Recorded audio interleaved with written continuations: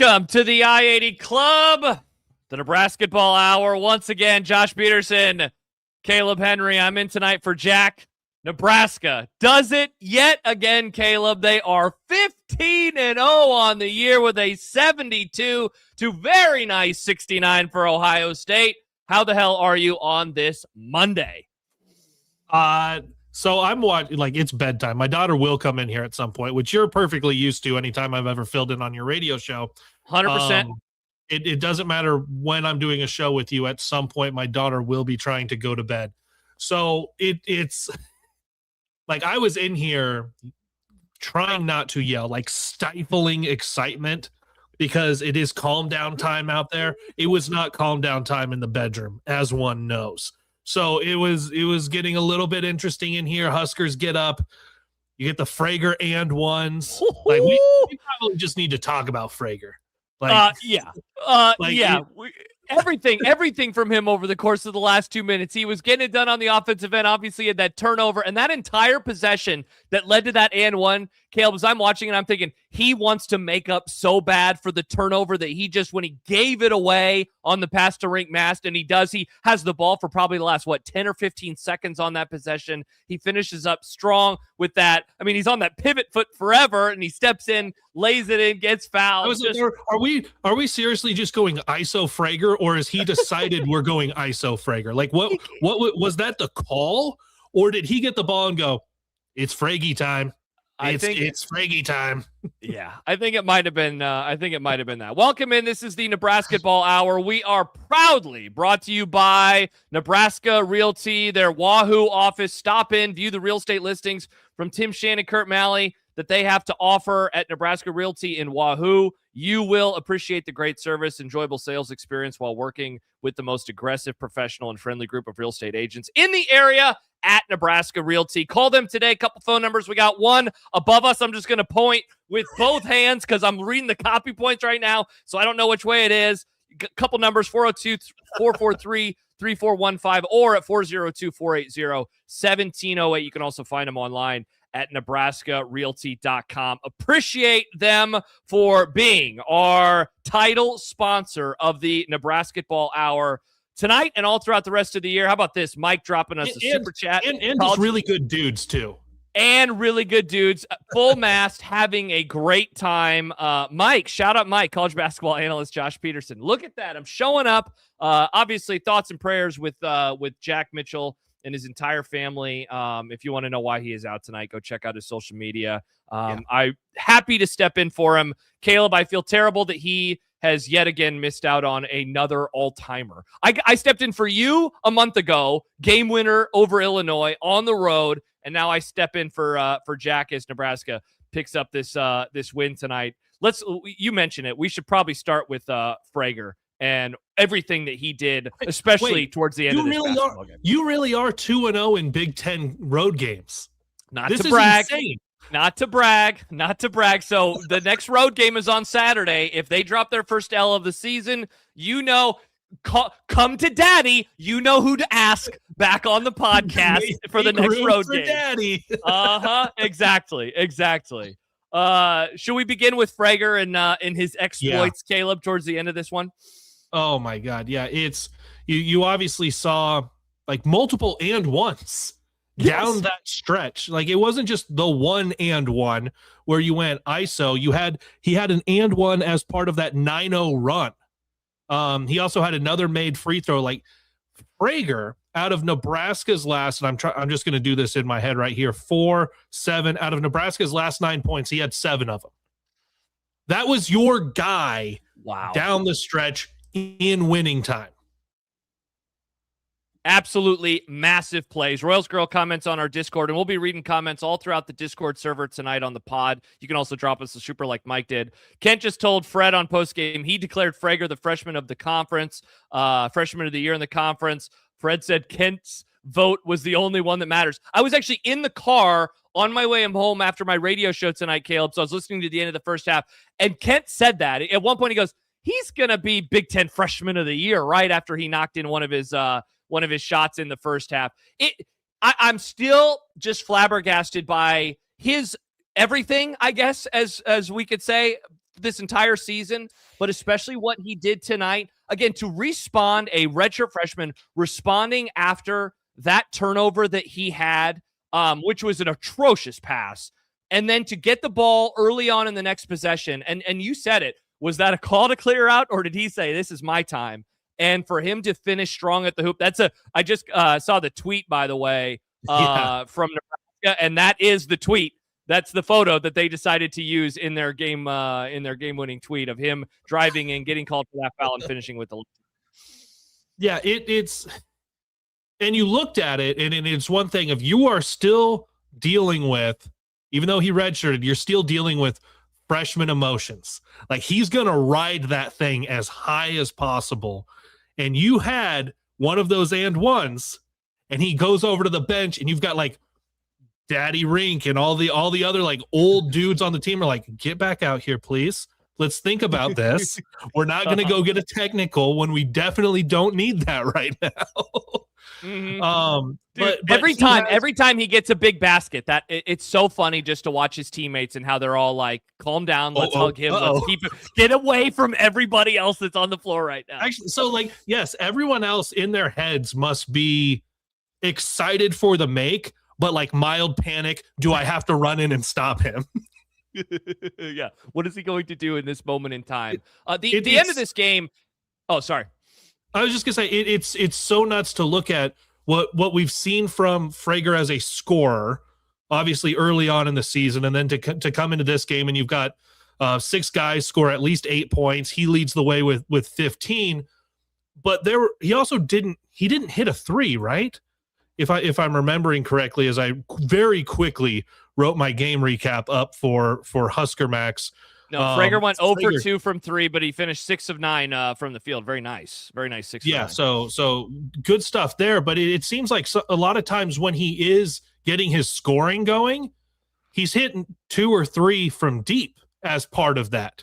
Yep. But he did a really good job of drawing fouls late, getting to the line, not just getting to the line, but getting the additional points of the and one when you're there, because as you saw, that absolutely mattered. That mattered in a way that Nebraska's up 3 points instead of up 1 or 2, and that might change the shot selection for Ohio State on that final possession. Yeah, incredible stuff. By the way, we did get a super here, and I guess because it's a super, we'll put it on the screen. Apparently, Minchie is flipping to Kentucky. Pete Nakos just reported that, so I might have to finish this pot up and do a little quick kernels, Caleb, about what the hell's. No, we're not going to finish it. We're not going to cut this off early. We will get. No. I'm saying after. After the Nebrasketball. Yes. You can do the football one. I'll do the Nebrasketball one. Boom. Because, yes, broken program trying to steal the news and the thunder of 15-0 Nebrasketball. Yeah. What are we doing? Sean Wright, seriously, take real salary and rev share away and give it to Fred now. No excuses. All right, folks, this is a Nebrasketball pod. We can save the football for another time. How about this, Caleb? A couple things that stand out to me. So, first of all, looking at the box score, Rink Mass, 5 of 14 from the floor. Price Sanford, 3 of 11. So you'd say probably the 2 most important, best players on the roster. They go combined to 8 for 25. And Rink really was struggling. The announcers were talking about it all throughout the second half. But then, was it to start or in the midst of that 8-0 run when he knocks in that huge 3? As things, they were teetering, man. Ohio State doesn't have a lead the entire game. Suddenly they do in the second half after Nebraska's offense really started getting clunky.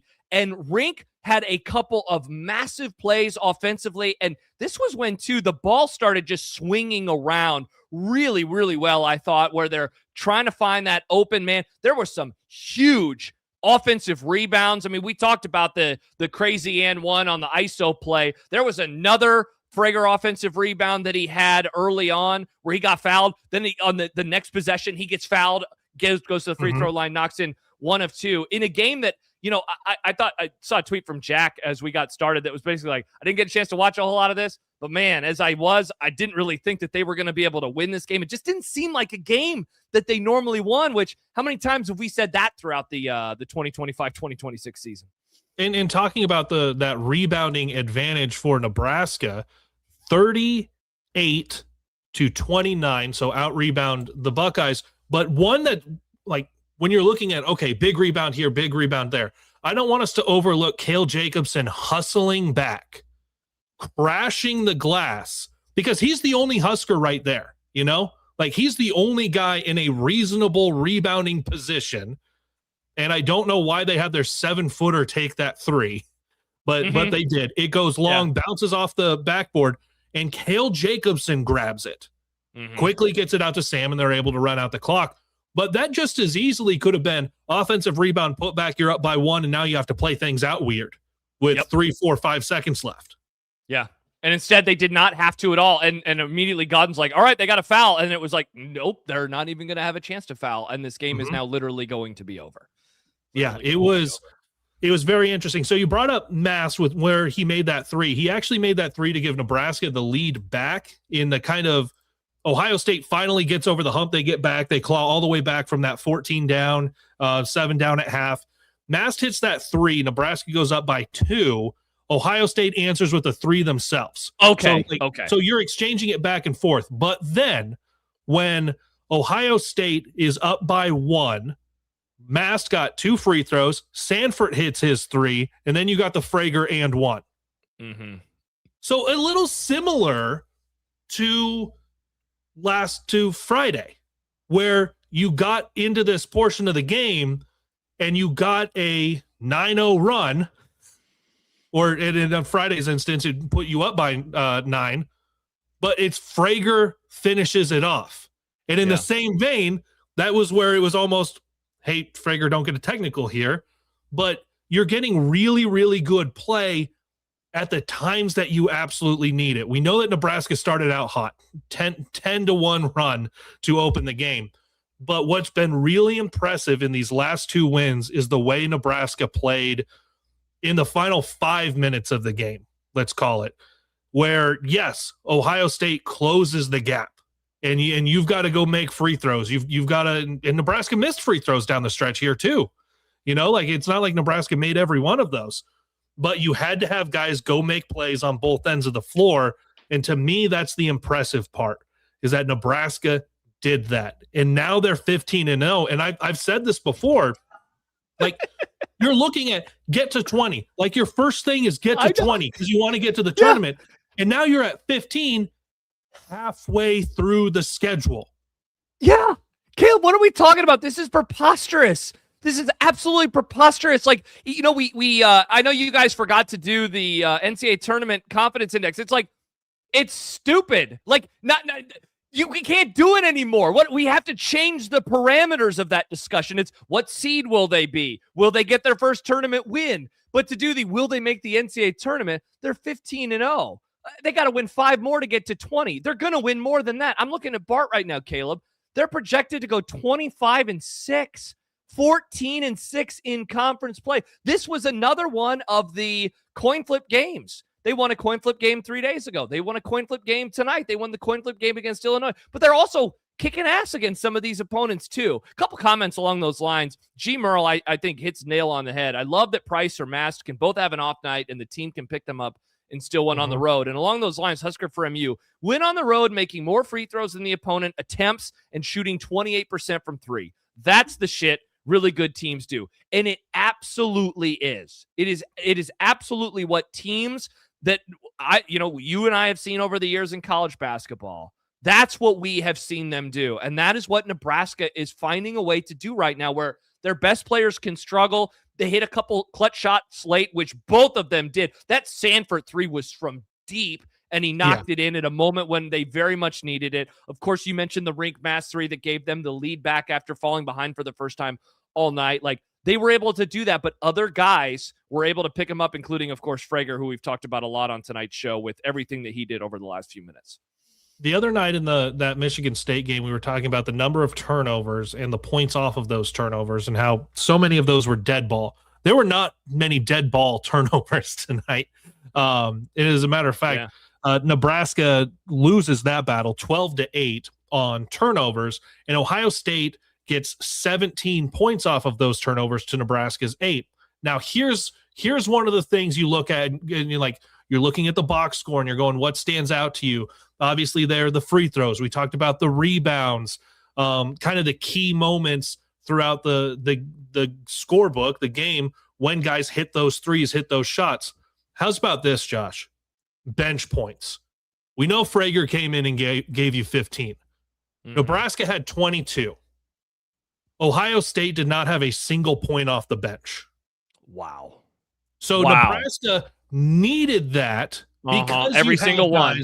Because you had those guys who you're looking for to be your scorers, to be those guys that you kind of need night in and night out. And Nebraska is able to get that from its bench tonight. And that I don't think that's really new in the way that you've seen Garcia come in and play well. You've seen Jacobson get moments where he gets a shot or he gets a layup. And, of course, we see what Frager does. Like, that is so big for this team, especially when you're looking post-Connor Essegian, where you were hoping he could be a big spark off the bench. Yeah, for sure. A couple things real fast. Dutch Oven 51 writes with the super chat. Dutch period, oven period. We appreciate you very much. Also, along the lines of the bench points, Kaleb, just looking at the box score. So Frager, Garcia, Jacobson, they play a combined, doing my quick math, 46 minutes. You mentioned those bench points that they had 22 of them. The three players, White, Noel, and Cups for Ohio State, just 22 and the 0 points on 0 of 2 shooting. So not only did Nebraska deliver way more production offensively and across the board. I mean, you look at every stat and you're going to find, Frager had 6 rebounds. He had a couple of assists as well. You're not going to find a whole lot in that Ohio State box score, but they also delivered massive minutes. And so every starter for Ohio State played at least 33, and 4 of the 5 played 4 or 35 plus. So you wonder too, and like let's talk now as well about Nebraska 3 days removed from another one of their, I don't want to say biggest win, of course, ever, biggest win in years, because they beat the number 1 team a couple seasons ago. But 3 days ago, for them to do what they did, they stormed the court, and there is just so much excitement. They wake up eventually over the course of this day. They're in the top 10, and then they have to go on the road in a not hostile environment, make their own energy. This is a spot, man, where it's just, I don't know, in college basketball, you see a lot of those losses that come after just really nice, important wins for a team, especially one who has literally not been there before. It wouldn't have, I think, surprised anybody if this would have been the night for their first loss. They have to fight through the adversity of the game kind of coming back towards them after they're up 14 points midway through the first half. And so, again, like I find myself repeating myself a lot, Kaleb, over the last few weeks of like, wow, we're seeing something that we've never seen before. And wow, this thing is so different. But good Lord, man, so freaking different from what we have seen from Nebraska basketball to, it's not even about winning Friday. It's about being able to come back on the road 3 days later, a top 10 team, and get another one. It's looking at this week when we got done Friday night, and I was thinking about it more and going to bed and then thinking about it more on Saturday. It made me start thinking back to when we were going into the Creighton, Wisconsin, Illinois week, and Jack and I were talking about, you feel really good if you get 2 out of 3 there. Like, and it's okay. Yeah. It's like, okay, which one do you absolutely have to have? And then, okay, which one becomes more likely than the other one after that? And it's like, you just want to just go get 2 out of 3, map out the week and get 2 out of 3. And obviously they go 3-0 that week. Looking at this week on the road, all of the attention, like at the time before the poll came out, likely going to be a top 10 team. You're 14-0. And in my head, I'm going, it's tough in the Big Ten. And it's tough on the road in the Big Ten. I said, just split this week. Just split. Like you feel good. It's okay. The one loss happens. You don't want it. You want to ride this out. And I know there are some people that want to say Fred Hoiberg could use a loss to reiterate to his team whatever he needs to. You guys got to buckle down. No, this team is old enough and collecting enough Social Security in whatever Dutch dollars are that they understand this. They understand week to week, game to game. Oh, that was all right. My TV unpaused. Luckily, it was just the Fred Hoiberg interview from postgame. So that could have been way worse. But you're looking at, no, they don't necessarily need a loss to reiterate anything. Fred Hoiberg has done this. There's so many older guys with experience that they've done this, but still you map out the week and go, just go get at least one. Please just split on the road. Well, now you have that one. Like you have that one, and you're going against an Indiana team that, for whatever reason, Nebraska has played extremely well against. Like Nebraska has done really well against the Hoosiers the last few years, and you like it's almost like you're playing with house money. You're 15-0. You got one already on to start out your road trip. Like you shouldn't feel really any pressure going to take on Indiana on Saturday. And you're going to get a few days of rest now. Husker Frame, you says time to get greedy, 2-0 week. And Kaleb, along the lines, like, because I remember I loved that Creighton, Wisconsin, Illinois discussion. You and Jack recorded that late in the week, that week in early December ahead of the Creighton game. And I remember that whole discourse of like, okay, what can they be? Well, of course, we know that they took care of business. Now we did the same thing about this little stretch. The other thing that we've been wondering is what's the record that they're going to have going into the Michigan game? There was somebody on my radio show today that said, 18-2 going into the Michigan game sounds awesome to me. Well, now you can obviously ask for more in that regard. Like, why not 19-1? If you're doing this, like I'm looking at the Bart projections right now. They're underdogs at Indiana according to Bart by about 5 points. Otherwise, 11 against, and I'm going to round up and down. Oregon, 11 points against Oregon, 4 against Northwestern, 9.5 for Washington, 4.5 for Minnesota, and then of course Michigan. So it's like you're looking at a few other games that you are going to be favored, and you're going to get a couple of those at home. And I don't know, man. After seeing them go on the road at Illinois and go on the road at Ohio State and beating Michigan State at home, like I think I have stopped maybe asking those types. Like, why can't you ask for a little bit more? Why can't you want to say, hey, hell, screw it. Why can't you go 2-0 over the course of the next week, right? Like, why can't you? Well, and that's the thing is, I think there's still that protection of you try to map out where things are. Cause like, right. We started the show and I said, you're 15-0 halfway through the schedule. And the first goal is try to get to 20. So you start mapping out where those things are. But yeah, absolutely. You already got this one. You don't have the pressure, but get greedy and go take another one. And start to figure out, don't make it, let's look at getting to 20. Where are the other 5 wins coming from? You start looking at, can you get to 23? Can you map yourself to 23? Can you map yourself to 25? Because then things really start to get funky and interesting when you look at seed lines. If you're sitting at 25 wins going into tournament week, going into the Big Ten tournament. Because at that point, if you're sitting at 25 wins on the season, that's 10 more in the league. That's 14 Big Ten wins. You probably have a double bye. Like you're looking Playing at on Friday. Yeah, you're looking at weekend games. A double bye. You go 1-1 in the conference tournament. You're at 26 wins. You played in the Big Ten semifinals. Like you're in such a good spot.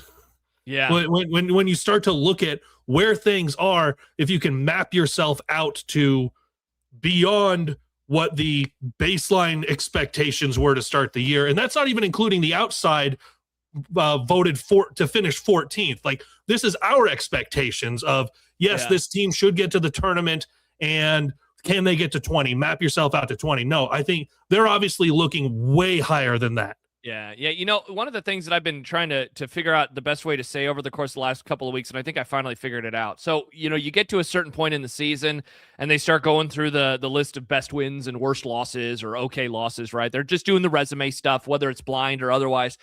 And I realize now it's January 5th. I haven't seen one of those in any of the games that I've watched this year. I've yet to see hey, let's take a look at their resume for the tournament, because we're not at that time of year yet. Probably another couple of weeks away. Think about, Kaleb, to this point, all of the games that they already have that will show up on one of those graphics in the nice wins, good wins, whatever important wins. Like all of these games that are going to go into, and of course there's no bad losses because there's no losses. All of the games that are going to go in the bucket of this is going to help their tournament resume. What could you name? 4 off the top of your head very quickly? The 2 Big Ten road wins, the Michigan State win, you know, Creighton as well, depending on what happens with them, maybe Oklahoma, maybe Kansas State, etc. I mean, like, that's pretty wild that is Wisconsin. Like, that's the stuff that they already have in their back pocket. And again, they're nowhere near halfway through conference play, and they're barely halfway through the regular season at this point in time. Well, and it's fun to see we've all gotten used to seeing all the graphics, and in like we're 5 days into January. There are a lot of graphics still to be made. A lot of graphics to be built. February conference tournament, you get into the NCAA tournament, but when you go through and they're saying, okay, here's how the top teams in the country operate their offense. They like tempo. They like to slow it down. And like you see Nebraska on there, you're like, all right, that's different. That looks fun. You see whenever they do the trapezoid of excellence, and you're like, I'm used to looking at, okay, how far away is where's Nebraska? Obviously, they're not going to be out there. Then it's like, Nebraska has a better record than that team and that team and that team. Beat that team. Beat that team. It's like looking through all of these is so much fun right now. And this was a thing that I reiterated with Mike Schaefer this morning was like the New Year's resolutions. Oh, my daughter snuck in here. New Year's resolutions was like, just enjoy things as they're happening. Yep. This is fun. This is enjoyable. It was a little stressful there for a while, but it is enjoyable. Yeah, it absolutely is. Kenny writes in on the super chats. Thanks, Kenny, for dropping us a super. He says, Jack, if you're listening, we love you, and we're thinking of you and your family. I'll echo before I continue in the rest. Obviously, Kaleb and I very much echo your sentiments, Kenny, thinking about Jack. We texted with him a little bit. I thought Kaleb, for a moment, he was going to jinx the game. He texted us at like this amazingly horrible. He was like, wow, Nebraska always wins when this happens. And then they missed a free throw, and it was like, oh, good Lord, here we go. Kenny adds, also, Frager is such a menace. Love watching him drive opposing fans crazy. Kaleb, was that you and Jack, or was that Jack and me on coffee? I can't remember if it was Friday or Saturday that we had the discussion about how Frager is just so perfect because he is one of those players that for years we have been watching play on like Wisconsin or Iowa that you absolutely despise. And now Nebraska has him, and he is just going to annoy the shit out of people all year long and all career long, however long his career. Obviously, he's a freshman. How long his career lasted in Nebraska? Yeah, it was you guys, but I absolutely agree with the sentiment on it, is that you're seeing him get into not just other players' heads, but like other fan bases. Like all of the conversation since Friday was, well, what did Frager do? And then what did Frager post? And what did it mean? And that player's history. And it's like, Nebraska doesn't have guys who do that other than Casey going ballistic and like making a bunch of threes. You don't have guys that like people didn't hate Casey though. They hate Frager. Yeah. Yeah. There is a specific brand of hateability that Frager brings to the table that I think makes him, a really special kind of player in that regard. So it's going to be so much fun to follow along and watch over the course of the rest of the season. By the way, Jack just hit us up, Kaleb and I in our group chat.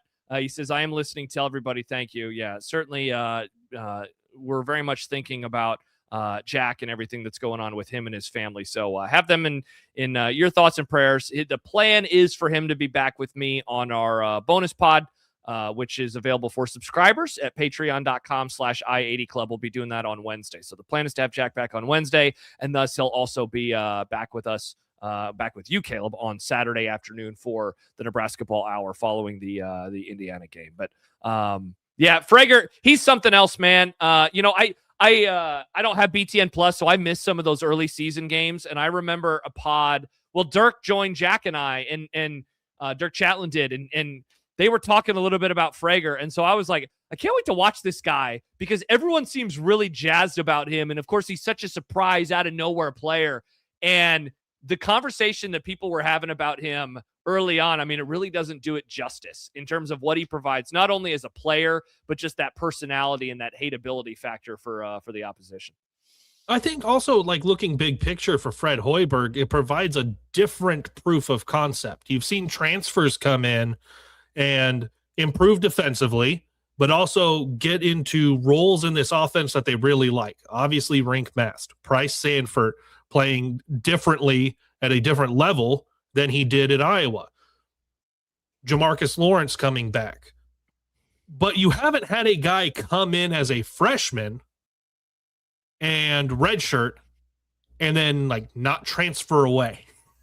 Mm-hmm. So Frager, first of all, was the outside of the norm for Hoiberg by not leaving immediately once his freshman year was done. So he comes back and now he's actually going to play. He sat through all of that last year probably thinking, I can help this team not lose all of these games down the stretch. I can help this team get into the Big Ten tournament. I can help this team in Vegas, where obviously they go 4-0 and start this run, and it's now 19 games in a row for this program. Crazy. And he puts in all the work, and he comes out, and you see all the scoring early on. You see him now, all of that scoring plus a little bit of attitude, plus being he's our hateable guy that teams have to deal with. They like student sections go into games knowing who Frager is. He's that hateable guy for the Nebraska Cornhuskers. It's a different avenue than Fred Hoiberg has had in Lincoln. No one else has really gone this route and been a major role, like whether it's a role player, a starter, like whatever it is, nobody has gone and done that in the Hoiberg era. But now he's doing it. What does that look like now for some high school guys where they go, you know what? I want to play, but I want to be successful. And I think if going there and getting a year older and a year stronger and redshirting helps me, it has worked really well for Frager. Maybe I want to do that. Now, all of this becomes a moot point if they pass 5 for 5. But right now, Frager is doing something that Hoiberg hasn't put on display so far at his time in Lincoln. Aaron, thank you for dropping us a super. I think he meant to include this part, so we'll read this one. Frager is that dude. Yeah. He most certainly is. Caleb, there's a question in here in our Discord from Mark. Anyone know why Lawrence was out in the second half as long as he was? Didn't check back in until the 3:00 mark. I saw that. Yeah, people were wondering about that on the online over the course of the game. I know on one he got fouled. At one point he got fouled and he went down and he was holding like his hamstring. I'm not in the arena. Like sometimes when you're in the arena, you can see, that guy's down. What's going on the bench? That guy just left down the tunnel. Like we could see with Bear K the other night. It's like, Bear K's out here for a little bit. He went down the tunnel. Like you can see those things in person. I don't have that. If someone wants to sponsor me on a different level, like a premium tier to go to all of the games, to be in the arena and bring you guys those updates while we do the Caleb travels to road games tier of the I-80 club. Yes. That would be a nice addition, I think, for all of us. But that would be my guess, is that it had something to do with that foul and him landing and like holding the hamstring. So that would be my guess on why they held him to that point. Yeah. There was a comment too. Yeah. Fight says, my speculation before the New Hampshire game, he had a back brace on from warm-ups through the starting lineup announcements. He took a big fall in the first half and at one point in the second was rubbing his lower back. By the way, Keena says the Colonel Club tier. Yeah, exactly. Yeah. That's that's a great idea to do. We're all in for our Kearneys. We'll be probably recording a couple each as this one comes to an end. Have we missed anything from the game itself? I know we spent a lot of time talking about Frager, and then we did some big picture stuff. Is there anything individually else from this matchup that you would like us to hit on, Caleb, that we have not had a chance to talk about? 4 scores. I guess we haven't mentioned this. 4 guys finish in double figures, led by Frager off the bench, 24 minutes, 15.6 of 9 from the floor. You pointed it out earlier, Caleb, a nice observation. No threes. He went 0 for 2. Knocked in 3 of 4 free throws, all of those late in the game. He added 6 boards as well. Rink had 12 points, 5 of 14 shooting, only 1 3, but again, another massive one. And then Lawrence and Sanford both finished with 11. And Sanford, he had just that huge 3 that was from way downtown late in the game. Anything else that we are missing in particular from the game that you would like to mention? Well, first of all, the start of the game where you get out to that 10-1 lead, because you got right away, Rink hits a mid-range shot, and you're like, holy crap, I didn't know that this team could shoot from outside of 5 feet and before they got to the 3-point line. But he pulls that right away, so it's like, okay, Rink's going to be on one. Obviously, he wasn't, but that was a good start. You go and you get a Sanford 3. You get a Lawrence 3. You also had a couple of free throws. It was like you came out and it wasn't a slog offensively to get things going. So Nebraska coming out and throwing the first punch and throwing it really, really well, that to me sent a message that they weren't in some kind of hangover from their top 10 win the other night, from their top 15 matchup win the other night. So that was very good to see. When you're looking at that box score, yeah, those guys are the ones that scored in double figures, but think about the impact that Bear K had, especially like defensively with his length. But he goes 4 for 4 shooting, 8.7 rebounds. Sam Hoiberg, like I don't think we can talk about impact on a game without talking about Sam. So first of all, he also scored 8 points. So that's 6 guys who got in the game scored at least 8 points. But he had a team high 9 rebounds, 4 assists, 2 steals. One of those steals being that pick 6 that he got. How many times? Huge. Oh my gosh. How many times, not just the pick 6, it feels like that's old news on what Sam does, but when there's a guy going to make a pass and he jumps and just like claps the ball out of the air, and a lot of times it does go back to the other team, but he just gets a hand on passes so many times. Bigs start to bring the ball down a little bit, and he just goes, I'm diving in here now. There was a loose ball, and I can't remember. I think it ended up back with Nebraska, but there was a loose ball, and like there's a couple guys diving, and there's like this little lane, and I saw Sam take like 4 hard steps like a linebacker who goes, oh, this is a quarterback draw. And like he put his head down. He didn't dive, but like he got through everyone and the ball popped out. I was like, he looked like he was going to go lay out a quarterback. Yeah. Like there were some real physical ass rebounds and plays. It was a physical especially game. Over the last 5 to 10 minutes as everything got tightened up. Essentially once Ohio State, there was that moment. I actually wrote this down. I had it saved somewhere. Let me see if I can find it. Yeah. So it was about 15 minutes left. That's when Ohio State had pulled to within 4. Nebraska had missed 6 of their last 7 shots. From there onward, I mean, every possession, it was like, oh my gosh, what's going to happen? Is the team going to pull away a little bit? Is Ohio State going to be able to take the lead? They finally did. But every one of those rebounds, for the most part, man, like they were having to battle inside. Yeah. And it was so physical in there. And this is the part where I also thought there were plenty of times that like Nebraska didn't get the whistle. But you could also look and go, I thought there were times Nebraska benefited from the whistle. That I know, to me, it was not a travel on Frager. Like he held that pivot foot. Yeah, he was there for a long time. Yeah. You also had Rink get an and one, and people were yelling out 3 seconds. Obviously, like in the arena, Ohio State's going to feel like they absolutely did not get some of the really big calls that happened in that game. I thought Nebraska could have gotten some. That said, those things seem to balance themselves out. If you're thinking about, okay, Nebraska didn't get the call here or here. They didn't get a hook and hold on Frager because they couldn't get a camera angle no matter what the TV guys tried to tell you that, oh, yeah, that definitely looks there. This camera angle will tell you, and it's like, that showed you absolutely nothing. Please stop. But you didn't get a technical on Frager later on. Like some other officials may have had a quicker trigger. Grab him and hug him. Like they may have had a quicker trigger on that from watching, because they do tape too. Like you could have had a quicker trigger on that one. You could have had some other calls go against Nebraska. Nebraska could have gotten some calls as well. Overall, I think it evened itself out really, really well. And this is so easy to say from the side that wins.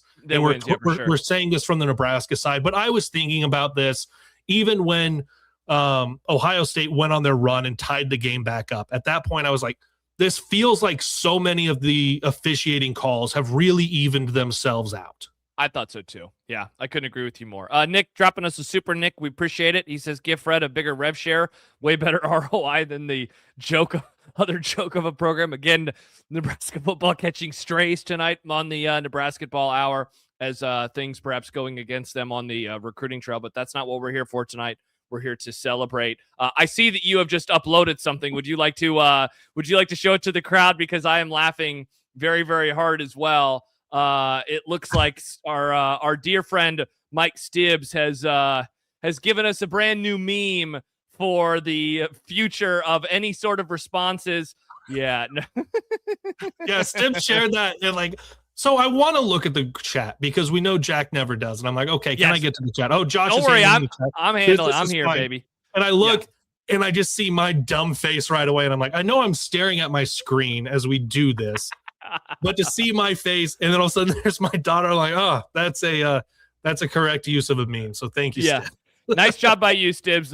Good stuff there inside of the I-80 Club Discord. And again, we would love to have you. Patreon.com/I-80 Club. A growing community, especially over the last couple of weeks as we have welcomed Mike Schaefer into the fold. By the way, Kaleb, Nebrasketball Tuesdays. First one is coming up tomorrow. Mike Schaefer, Jake Sorensen, noon, live, right here on the I-80 Club YouTube channel. Again, we would very much appreciate you a liking and a subscription to just the YouTube channel. Subscribe here, like certainly the video, like what we're doing. Don't miss tomorrow's episode. A link for that will actually be available after this pod finishes up, so you'll be able to have that one ready to go, turn notifications on so you don't miss that, as Mike Schaefer doing, again, a daily pod with us at noon, live most days. He had it recorded with you, Kaleb, earlier today. A fun first episode, though already some stuff in there. No longer true because apparently something has changed with Nebraska's football program. But again, that is not what we are here for tonight.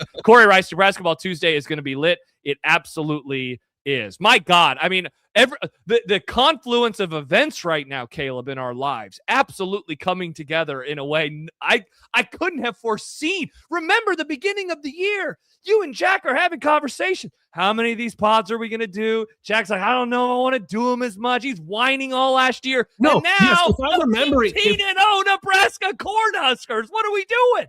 If I'm remembering, Jack was almost out on us even doing them. Yes, he was. Obviously, we had the brunch show go away in its entirety to kind of focus on the Nebrasketball hour and doing this with post games, or maybe if it's okay, we want to go on a Thursday night, or depending on the schedule, whatever it is. And obviously, it's so much more fun with our friends with the Nebraska Realty at the Wahoo office. The team is winning, and the community on Discord has grown. The community that wants to tune in for this content on YouTube, on social media. It's so much fun. It's also fun because, like, obviously we have fun. We enjoy working together. You, me, Jack, getting the more content from Mike Schaefer, the more stuff that Ben Stevens has done, transitioning from football to basketball season. The fact that you have this show going on, that you have Unemployed with Mike Schaefer going on, that we debuted less than a week ago, or maybe it was exactly a week ago. Quick Kernels. If you want to sponsor that, please reach out to us as well. All of these things going on that are fun for us to do because we're creative people. We get to cover things that are happening that are successful. It's a great time to be a Nebraska basketball fan. Man, dude, it is wild to see the community growing like it has, and for us to kind of bet on this show over the last couple of seasons. Royals Girl just dropped a GIF. I'm so happy. Yeah, it's been awesome, man. It's been so fun. Wait, normally I'm on the sideline. I'm a GIF man.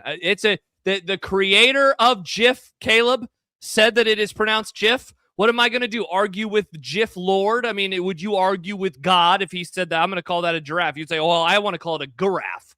No, of course you wouldn't say that, Kaleb. Do you happen to know? Yeah. Do you know how happen to know who the user interface or whatever? Blah blah blah. No. Yeah. Who the worst head basketball coach in the history of Kansas University is?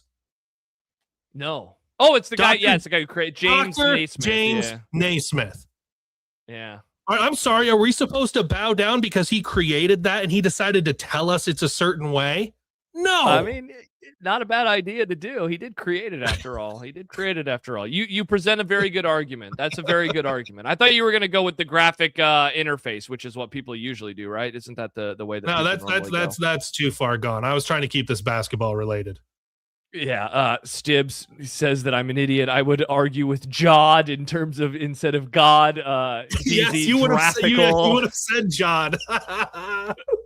Well, anyway, I was just trying to compliment Royals Girl on a very good video. Should I call it that? Like an old person? Nice job with the video there, Royals Girl.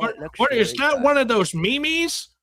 What is it called? A meme on Twitter? All right. I'm going to throw down the gauntlet. I'm going to throw down the gauntlet right now. So for the last season and a half since this show has existed, or various names of the show, because the name of the show did change. So you have done a segment almost every episode. Sometimes you forget, not you, Jack. The plural, Ustedes. the royal you. And because nobody reads the live Discord except for me. Yes. And that is tournament confidence index. How confident are you on a scale of 0 to 10 that Nebraska will make it to the NCAA tournament? Jack is still a 9.5, by the way. Ridiculous. Absolutely ridiculous. So here's the thing. Here's the problem. I think you can figure out where I'm going, right? Yeah. They're making the tournament. It's no longer fun. What do we just want to say 10? I mean, Mickey just shared a GIF.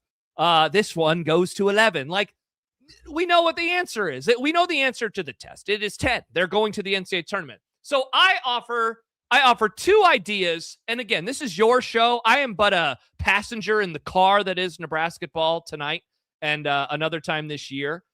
I offer you two possibilities, Caleb. One is you guess the seed line that Nebraska will fall on, and you guys start guessing that over the course of the next 2.5 months. I think that'd be very fun. I think it would be something to follow along to. All sorts of number possibilities. How high could it get, really, or low, I guess, depending on how you want to view that number. The other is we could just go confidence index on will Nebraska win a tournament game. But again, like, I kind of feel like I know where we're going to be in that regard because they're a good basketball team. So those are my two ideas. What are your thoughts? Seed line. I like the seed line because of where this is. Jack doesn't get the cop out of I'm just at 9.5. I'm just at 9.5. I can't be 100%. So if we make it, which by the way, we going to make this decision unilaterally because Jack's not here. Awesome. We're going to decide. We will start tonight. Is that we are going to do seed line confidence. Okay. What are we most confident in what that seed line is going to be for Nebraska? We're taking it for granted. The Huskers are going to be in the NCAA tournament. Like, we're all very certain of that. It would take something that I don't think any of us want to imagine feeling about for that not to happen. So I literally cannot imagine, Caleb, what it would take for them to not make the tournament. We are talking about Groin Kick Chronicles 2 is literally the back half of this season if that happened. It's Saturday onward. That's all that it would be. So we're not doing that. But I think we can start with our seed line confidence. And I would say if right now where I'm confident Nebraska is going to be on a seed line, I would say it matches up with where they are ranked in the AP, because you start to look forward and go, okay, 3? Is there going to be a loss here? Is there going to be? I think Nebraska. I'm confident in Nebraska being on the 3 line. Okay, so you are just and this is very fitting, Caleb, that you're a tick more confident than I am, your co-host on the Nebrasketball Hour. Jordan dropped the number that I was going to go with. He says, I'll go first to 4 seed. I think that is where I'm at right now. I think that they have a lot of nice wins so far, possibilities for more. Of course, possibilities to continue to just pick up wins in general, let alone important wins. I'm going to go 4. iFormation drops the other number that I was considering, and he says 5. So we're all over the place so far. We got a 3, we got a 4, we got a 5. I don't think that's that far off, though. I think that's a solid band to kind of put them in. I really do. Yes, because I think if you're looking at, that really feels like the range for Nebraska, because if they keep winning and they end up with, let's say, you get to the 25 wins, and so you're looking at 5-6 losses on the regular season, you're probably still a top 15 team, where that fits out there. So you're somewhere between a 3 and a 5 seed. Yeah, for sure. I think that's the range. Yeah, DW says 3 to 5 feels like the range. Matt says, why not a 2 seed? Corey says number 1 overall. Why not us? The reason that I won't go with the 2, I mean, first of all, it's just as holy shit. Can you literally imagine? I cannot imagine. Yeah. So here's where you start to imagine it and go, okay, play the what if. You have to be undefeated or with 1 loss going into that Michigan game to start going, this is where that team could be for that 1 or the 2 line. Yeah. So that's where I have to be to go up from a 3 right now, which I think I'm going to enjoy doing this going forward, because there's the rationale of what would it take for me to go higher than what I'm confident at right now. Yeah. So it would take that for me to move my confidence up to the 2 line instead of being at a 3. Barring in a way, I don't want to say throw out the games before Michigan, but just kind of put them aside for a moment. That's a game, and I am not saying they're going to win that game. In fact, I think they'll lose by double digits because Michigan is a wagon this year. But Caleb, like, that is one of those opponents this season, along with Purdue, that a win with all the others they already have stacked, and then I think we could have some really crazy conversations. Those are right. Am I missing anything else? Those are probably the two games this year where either of the wins, and you would say, could that in theory move them up a full seed line in your projections, or at least give you if you're a 3 and maybe you're a soft 3 or a soft whatever, then you're suddenly a hard 3 or a hard 4, given a win over either one of those types of teams. Well, we got the Michigan State win, so we're already hard to whatever seed we're on. Yeah. Wow, this is crazy, Caleb. I can't believe this. I am flummoxed and I'm flabbergasted. And I very much appreciate you having me in tonight. I very much appreciate also the title sponsor of the Nebrasketball Hour, Nebraska Realty, their Wahoo office. Are you looking for an experienced and hardworking auction firm when you need to sell your home, farmland, equipment, or personal property at auction? Make sure to contact those good folks at Nebraska Realty Wahoo. You can also go to nebraskafarmland.com, where Dan has a preview waiting for you. Have the phone number listed above, 402-480-1708. Also, you can call 402-443-3415. We very much appreciate, Caleb, having a title sponsor. It's been awesome. And again, for them to hop on board right now to bet on us and also to bet on Nebraska, a couple shows in with this relationship, it's going very, very strong, I would say. Very, very strong. Oh, very, very much so. And it's very appropriate right now for being in corn country, because I know folks like my brother-in-law, and like we got together for the holidays and they've all talked about, okay, I need to upgrade this equipment. This is breaking down. I need this. And those are the types of guys that you're going to want to talk to on what auctions they have going on across the state that you might be able to go benefit as you are looking ahead of spring planting and getting into the year. Like, it's winter. We're not thinking about planting for the majority of us in Lincoln and Omaha, like you I'm and me. certainly not.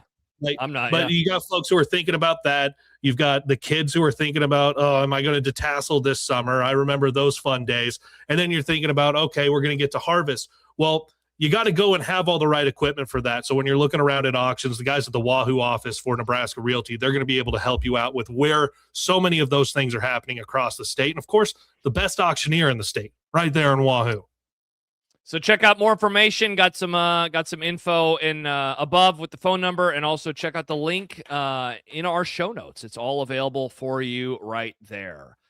All right, Caleb. Wow, what a game! 72-69. I am now on the Nebrasketball Hour, or in its former name after Nebrasketball, a perfect 3-0, including 2-0 this year with 2 road wins. All of them, by the way, are road wins. Last year it was Northwestern. I did that show with you. This year, a win at Illinois, and then tonight's win at Ohio State. Absolutely incredible stuff. Absolutely incredible. And we get brunch for the next game. We get 11 a.m. tip for the next game. Wow. And that means we'll be rolling right on from Saturday Morning Coffee into that show. So here's what we got coming up over the next few days. And now, Caleb, I have to remember, we got a daily pod going on each and every weekday, noon, mostly live. Wasn't live today, but it will be live moving forward. Go check it out. There's a lot of stuff in there from Caleb and Mike Schaefer, Unemployed with Mike Schaefer. That show started earlier today. Tomorrow, Nebrasketball Tuesdays gets going. Jake Sorensen from 93.7 The Ticket. Speaking of Illinois, Caleb, one of the games that I called in college for KRNU was with Jake, a game where Nebraska was not supposed to compete at all, and they won by like 20. It was a very strange occurrence at the end of the Doc Sadler era. Looking forward to that pod. So that'll go live at noon tomorrow. We'll have a link actually shortly after we log off here. I'll get that created and ready to go. Turn on notifications as always on any of our shows, any of the pods on the YouTube channel, so you don't miss out on that. So we'll have that tomorrow. Big Ten Breakdown is going to return on Wednesday this week. Unable to record today, so he'll be back on Wednesday. Ben will be, so check out that. We'll have a bonus pod for subscribers on Wednesday night as well, I-80 Live. And again, Mike Schaefer, Unemployed with Mike Schaefer, that's going to be noon every day. So I'll be joining him on Wednesday, talking some college football. I'll have the I-80 football show on Thursday. We have so much, plus Quick Kernels, which you'll be doing one very, very shortly for the game tonight. If you're like, hour wasn't enough, I need at least, like, can you give me 4 or 5 more minutes? Caleb is going to deliver. Can you sum it up to me pretty quick? Well, that's what we've got, the Quick Kernels, and I'm sure I'm sure people wanted, like, there's people I know that are throwing stuff in the YouTube chat. There is some interest in the quarterback flipping in the portal and that type of stuff. So yeah, we'll have some more of that going up at the I-80 YouTube. Yep, so that will come up very, very shortly. Check that out when it drops momentarily. So quick kernels, Unemployed with Mike Schaefer, Big Ten breakdown, bonus pot for subscribers on Wednesday night, all of that and more. Royals Girl drops, man. Thanks, Josh and Caleb. Such a fun show. Appreciate you guys so much. Royals Girl, we appreciate you. DZ, many are saying they wanted to cancel this show after last year. Look at us now. They did. Unreal. But look at us now, baby. We are back.